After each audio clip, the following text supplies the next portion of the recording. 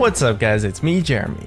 The patch 6.2 notes are out, and with a bunch of direct changes to champions and other things, come a bunch of hidden or indirect changes as a result. If you enjoy the video, don't forget to hit that like button, and if you don't enjoy the video, please click the dislike. And if this video hits, let's say 12,000 ratings, I'll make another one of these for the next patch. As well, I've partnered with ProGuides.com for the editing on this video. I've personally been using them to start learning Twisted Fate, and they have a free trial that gets you full access, so you can check it out and decide for yourself if you like it or not. Anyways, let's get started. So the first hidden or indirect buff is a little bit quirky, but I think it's one that will be underrated by a lot of people. And it's a buff to champions that have long-ranged channel abilities. This is going to be stuff like Varus with his Q, Xerath with his ultimate, and so on. The reason for this is because you will now be able to cast trinkets while channeling an ability. More specifically, casting the blue trinket while channeling those kinds of abilities will be really helpful in a lot more situations than you might expect, since you suddenly have a reliable way to see into the fog of war when trying to snipe someone down.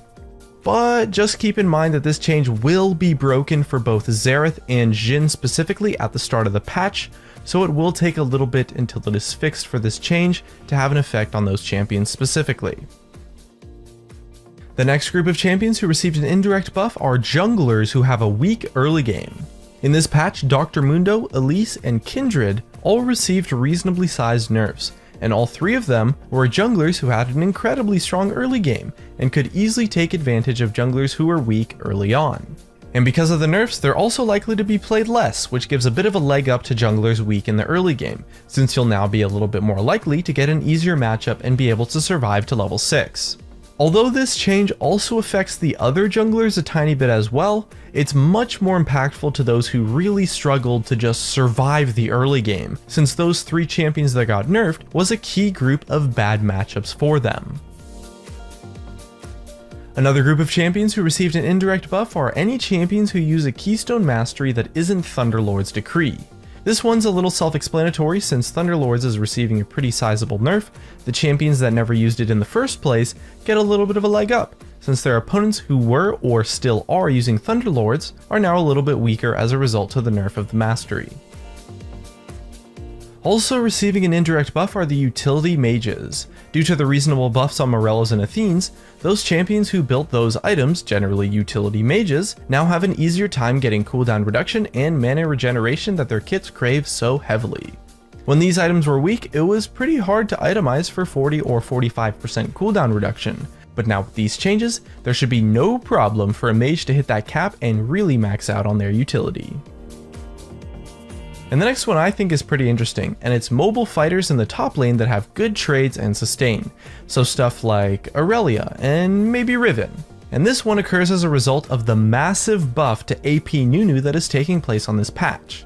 Because of the buff, top lane Nunu is likely going to become a lot more popular, maybe even a highly contested pick. And these mobile fighters that have enough sustain, or in Riven's case shields, to keep up with Nunu's poke do really well against him in lane. Nunu only has one damaging ability outside of his ultimate, so his laning power comes from the targeted poke that he gets from his snowball leading to some free damage, and the nice sustain that he gets from his consume.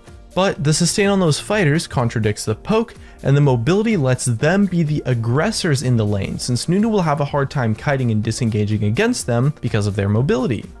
As for how good and how popular Nunu top will be, well, it's hard to say for sure, but it's definitely going to be more than it was in the last patch.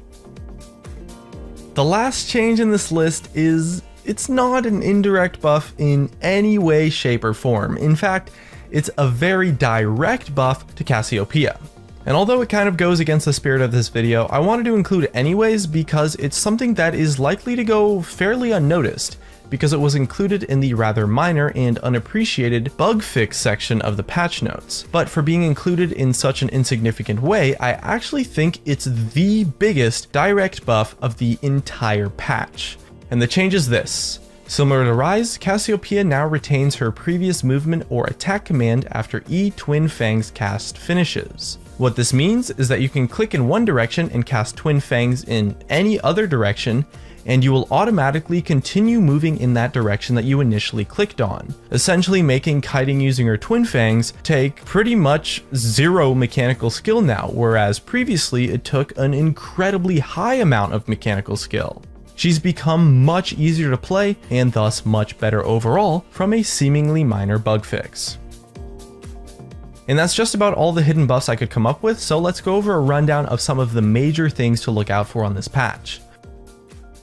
The buffs to Nunu and Cassiopeia are pretty significant, as is the nerf to Rengar.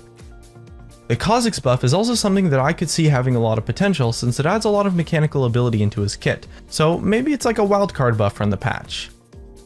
As well, jungle matchups are probably going to shift around a little bit since 3 major popular junglers took a hit, but Graves wasn't touched, so he'll still reign supreme.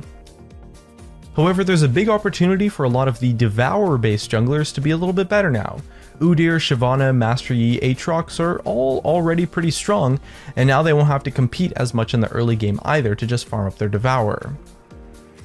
Nunu jungle also has a little bit of potential to rise up, but his buffs benefit his laning a lot more than his jungling. And make sure to keep in mind that the way wall collision works has been changed a little bit, so flashing and warding over walls will be a little bit different and might take some getting used to. And of course, look out for everyone trying out the new Shen and Jhin, or maybe even give them a shot yourself. I certainly had some fun trying them out on the PBE. And that's just about it. Here are some of my favorite comments from a previous video where I asked what your favorite thing about the Mordekaiser rework was. For a chance to be featured in a future video, leave a comment about what your favorite change in patch 6.2 is. Thanks for watching, and I'll see you guys next time.